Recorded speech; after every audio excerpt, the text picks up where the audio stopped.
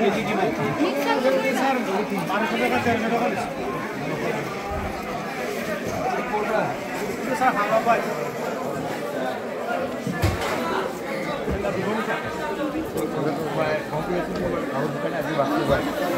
আপনাৰ ল'ৰা মোৰ ল'ৰা আপোনাৰ ওচৰলৈ আহিব আহিছে আমি ইয়াত বেছি ভেৰাইটি পাইছোঁ হোলচেলত গাড়ী কেইখনে পাইছিলোঁ ইয়াত ভেৰাইটিজ আজি আমি ইয়াত আমাৰ মাছৰ বজাৰখনলৈ আহিছোঁ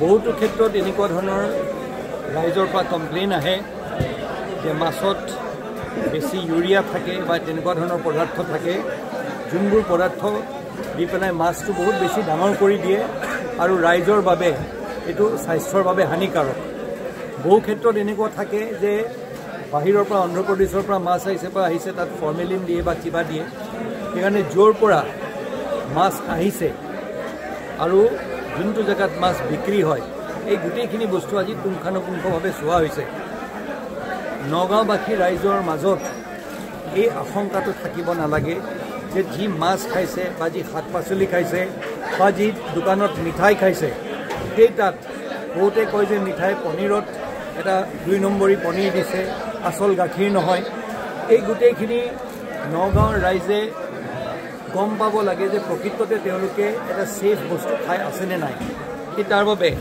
আজি এই সবজি বজাৰ মাছৰ বজাৰ বা মিঠাই বজাৰ সেই তালে আজি আমাৰ ফুড ইন্সপেক্টৰ আছে আমাৰ গোটেই টিম আছে ফুড সেফটি টিমটো আছে ফিচাৰী অফিচাৰ্ছ আছে তেওঁলোকক লৈ পেলাই আজি এটা ৰেড এটা কৰা হৈছে আৰু সেই তাৰ জৰিয়তে এটা প্ৰকৃততে যে নগাঁৱৰ বজাৰখনত যিবোৰ বিক্ৰী কৰি আছে বস্তু খাদ্যৰ যোনখিনি সামগ্ৰী বিক্ৰী কৰি আছে সেই খাদ্যৰ সামগ্ৰীখিনি যে ৰাইজে খোৱাৰ বাবে সেফ তাৰ বাবে যে কোনো যাতে হেৰি নাই তাত কোনো তেনেকুৱা আশংকা নাই কোনো ভয়ক কৰিবলৈ দৰকাৰ নাই সেইখিনি বস্তু এতিয়া টেষ্টিং কৰা হ'ব টেষ্টিং কৰাৰ পিছত যদি আমি দেখোঁ যে কিবা তাত বিসংগতি আছে তেতিয়াহ'লে বিধিগত ব্যৱস্থা লোৱা হ'ব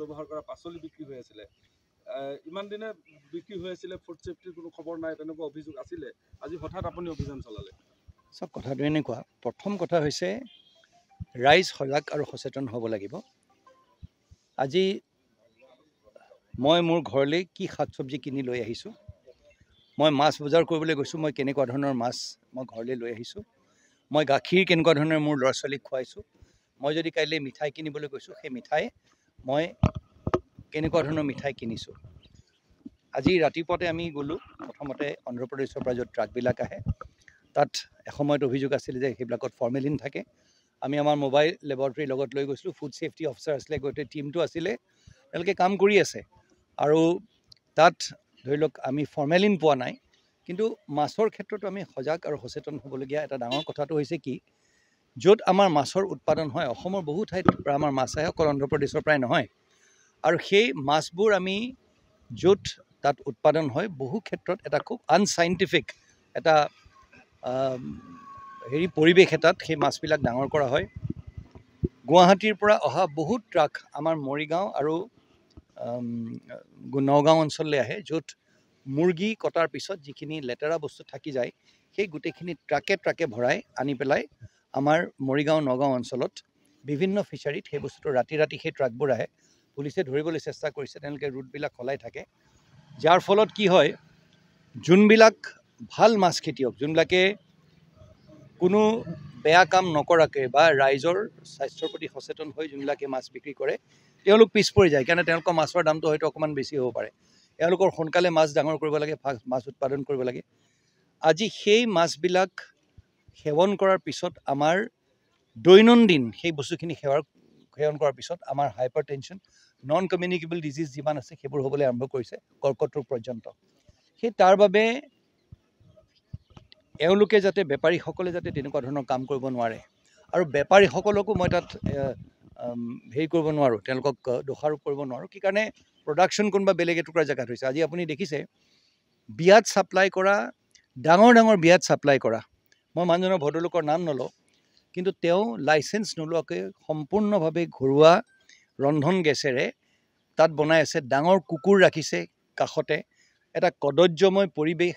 সেই তাত গোটেই যোনটো ডালডা ঘি, যোনটো ক'লা ক'লা চামনি হৈ গৈছে, সেই ডালডা ঘি তলত পেলাই ৰাখিছে। তাৰ ওপৰত যিমানখিনি লেতেৰা বস্তু আছে, য'ত এইপিনে ৰান্ধি আছে, এইপিনে মিঠাই বনাই আছে, আৰু সেইখিনিয়ে গৈ কাইলৈ আমি বিয়া এখনত খাম।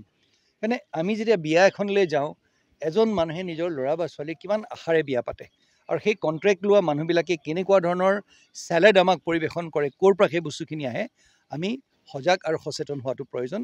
আৰু প্ৰশাসন সেইটোৰ প্ৰতি এটা কটকটীয়া ব্যৱস্থা কৰাটো প্ৰয়োজন, কমচে কম চেষ্টা কৰাটো প্ৰয়োজন। আজি সেই চেষ্টা আগবঢ়োৱা হৈছে। আজি টিমটো লগত লৈ পেলাই আমি তাৰপিছত চব্জি বজাৰলৈ গৈছোঁ। চব্জি বজাৰত গৈ ফুলকবি আমি দেখিছোঁ। ফুলকবি চব্জি বজাৰৰ ছেক্ৰেটাৰী ডাঙৰীয়াই নিজেই কৈছে যে যোনটো 3 মাহ লাগে সেইটো এমাহৰ ভিতৰত ডাঙৰ কৰি দিয়ে। তেওঁ নিজে এটা ফুলকবি দাঙি পেলাই দেখুৱাইছে। সেই ফুলকবিটো আমি আমাৰ ল'ৰা ছোৱালীক গৈ পেলাই খুৱাওঁ। যোনখিনি পেষ্টিচাইডৰ ৰেচিডিউ এতিয়া আমি লৈ গৈছোঁ, সেইখিনি গধূলি ৰিপৰ্ট ওলালে আপোনালোকে গম পাব। প্ৰতিটো বস্তুত আপোনাৰ কীটনাশক যোনটো ৰাসায়নিক দ্ৰব্য আছে সেইটো লাগি আছে। এতিয়া সেই বস্তুটো যেতিয়া তেনেধৰণেৰে আমি গৈ পেলাই খাওঁ, ঠিক আছে, এটা কথা হ'ব পাৰে যে আমাৰ বেলেগ কোনো বিকল্প নাই, ঘূৰি পকি তেনেকুৱা ধৰণৰ বজাৰখনে হয়। এতিয়া সেই পাচলিবোৰ আমি কেনেকৈ ধুব লাগে, বা কমচে কম সেই জেগাবিলাকত য'ত সেই কীটনাশক দ্ৰব্যবিলাক প্ৰয়োজনতকৈ বেছি প্ৰয়োগ কৰে, এতিয়া ইউৰিয়া অকণমান হ'লেও দিব লাগে। এতিয়া নেনো ইউৰিয়া পৰ্যন্ত আহি গ'ল। আজি বিজ্ঞান আৰু প্ৰযুক্তিবিদ্যাৰ এইটো আমাৰ যুগ, কিন্তু তাৰ মানে এইটো নহয় তাৰ অপব্যৱহাৰ কৰি পেলাই ৰাইজৰ স্বাস্থ্যত হানি কৰিব। তাৰপিছত আমি মিঠাই দোকানবিলাকলৈ আহিলোঁ, আপোনালোকেতো দেখিছেই কেনেকুৱা পৰিৱেশত ৰাখে। এতিয়া চিল কৰি দিয়া হ'ব। কথাটো হ'ল এনেকুৱা ধৰণৰ ৰেডবিলাক নগাঁও জিলাত চলি থাকিব। মই এটা কথা ক'ব বিচাৰোঁ, ৰাইজে সেৱন কৰা যোনবোৰ বস্তু যোনে বিক্ৰী কৰে, সেই তেওঁলোকে যদি এনেধৰণৰ বস্তু বিক্ৰী কৰে যোনবোৰ বস্তু ৰাইজৰ স্বাস্থ্যৰ বাবে হানিকাৰক হয়, বিধিগত ব্যৱস্থা তেওঁলোকৰ বিৰুদ্ধে লোৱা হ'ব। আৰু সেইটো তেওঁলোকে যাতে সতৰ্ক হৈ যায়। আৰু তেওঁলোকক মই অনুৰোধ কৰিছোঁ যাতে সেই এনেকুৱা ধৰণৰ, কাইলৈ তেওঁলোকৰ ঘৰতো ল'ৰা ছোৱালী আছে। মই মিঠাই বেপাৰীজনক সুধিছিলোঁ, এই বস্তুটো আপুনি আপোনাৰ ল'ৰা ছোৱালীক খুৱাবনে? বোলে নাই, মই মোৰ ল'ৰা ছোৱালীক নোখুৱাওঁ। যদি নিজৰ ল'ৰা ছোৱালীক মই নোখুৱাওঁ, সেই বস্তুটো কিন্তু মই বিক্ৰী কৰিম সাধাৰণ ৰাইজক, সেই কথাটোতো নহ'ব নহয়। সেই কথাটো আমি চেষ্টা কৰিম। তেওঁলোকে আমাৰ চকুত ধূলি মাৰিবলৈ চেষ্টা কৰিব, কিন্তু আমি আমাৰ চেষ্টা অব্যাহত থাকিব। আৰু মেজিষ্ট্ৰেট যাব, পুলিচ যাব, আমাৰ ফুড ইনস্পেক্টৰ আৰু তেওঁলোকৰ টীম যাব, ফিচাৰী অফিচাৰ যাব, নগাঁৱত সেই অভিযান চলি থাকিব।